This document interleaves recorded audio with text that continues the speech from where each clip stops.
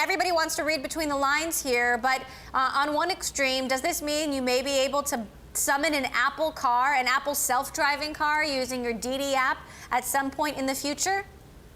Someday, probably so. You're seeing the convergence of technologies and business models and the way that they interface with people's lives. And I think whether you're talking about OEMs, big auto manufacturers, or whether you're looking at the big tech companies or startups, everybody is jumping in this game because they realize how big it is.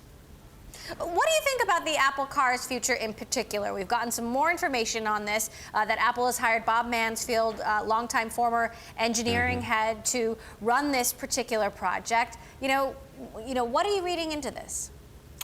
Well, I think cars are complex, and I think when you look at whether it's Google or Apple, they've realized that getting into the car business is maybe a little bit harder than they thought, and ultimately partnerships are going to be very important. Now, Apple's done an amazing job of keeping this Project Titan completely under the radar.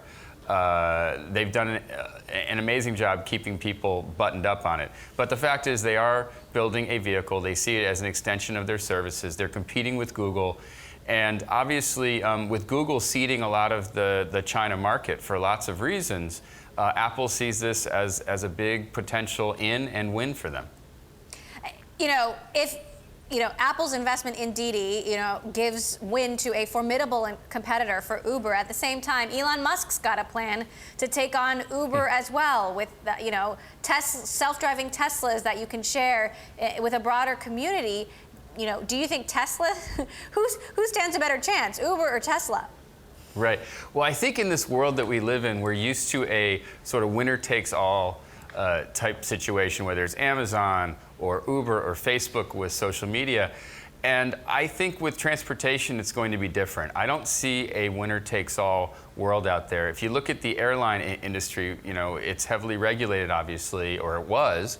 But it's not like there's one option to fly. And we've had autonomous shared use airplanes for 30 years. And I think we're going to see the same thing with transportation. We're going to have a lot of entrants into this market. You will have some big ones, but you'll have smaller ones. And I think cultural differences are important. And we have to remember also that we're urbanizing at a rapid pace. For the first time in history, we have more people living in cities than not living in cities worldwide.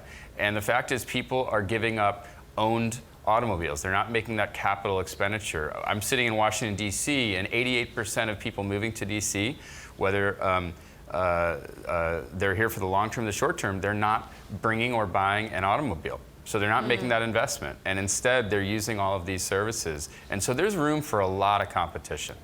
Right.